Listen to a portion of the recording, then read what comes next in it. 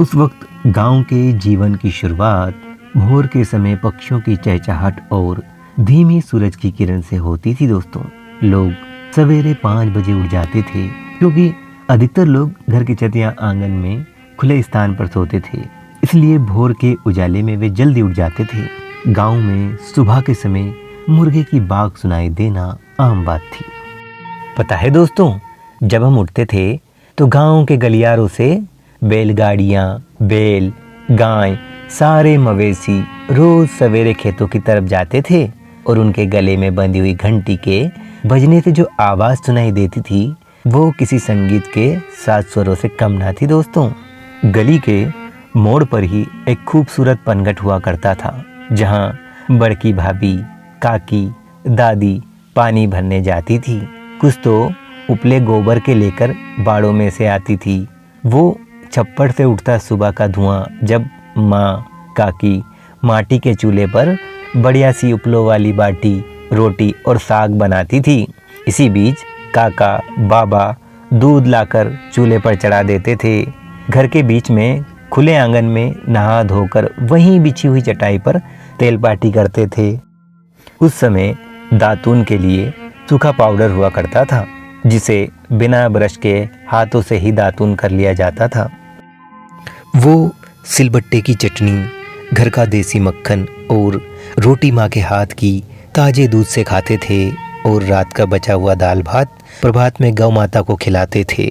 गांव में ही स्कूल हुआ करता था। सारे बच्चे पैदल ही गांव के गलियारों से उछलते कूदते स्कूल नहीं दोस्तों, उस समय की पाठशाला जाया करते थे। और इधर काकी माँ एक साड़ी के कपड़े में गुड़ और घी के साथ रोटी का टिफिन बांधती थी, जिसे सर पर रखकर पगडंडी से होते हुए खेत की ओर जाती थी। हमारे बाबा, काका दिन भर अपने खेतों में काम करते थे और दोपहर का भोजन आम की ठंडी छांव में बैठकर करते थे और खाते खाते पक्षियों और कुत्तों को रोटी डालते थे। उस समय का जीवन भाई आडंबरों से दूर होता था दोस्तों। हमारे काका, बाबा रूखा सूखा जो भी मिल जाता था खा लेते थे और मोटा और सस्ता कपड़ा पहनते थे। दोस्तों, गांव में ही किसी बरगद या पीपल के पेड़ के नीचे हमारे बड़े बुजुर्गों के चौपाल का जमघट लगा रहता था और वहीं कहीं आसपास गली में मदारी बंदर का खेल दिखाता था।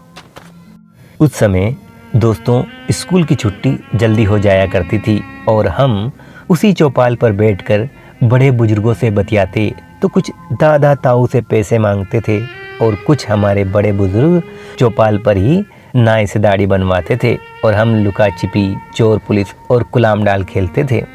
पता है दोस्तों, चोरी से कहीं आम तो कहीं अमरूद तोड़ लाते थे, तो कुछ माचिस के ताश तो कुछ कंचे खेलते थे और कुछ तो नाई की दुकान पर टंगे पोस्टर को घूर घूर कर देखते थे।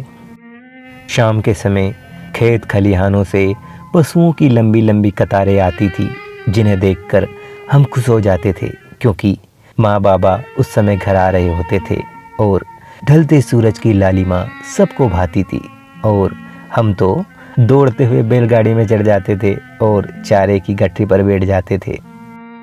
और शाम की वो गुड़ की चाय सभी एक साथ कब्बासी में पीते थे। रात को मक्के की रोटी, चने का साग, जिसका क्या मुकाबला करेगा आज का च्यवनप्राश। रात को आंगन में लेटे हुए हम सभी अपनी दादी से भूत के किस्से और सियार लोमड़ी की कहानी सुनते थे। मिट्टी तेल की चिमनी और दीपक घर में जलते थे और रात में कहीं दूर रेडियो में वो पुराने गीत बजते थे।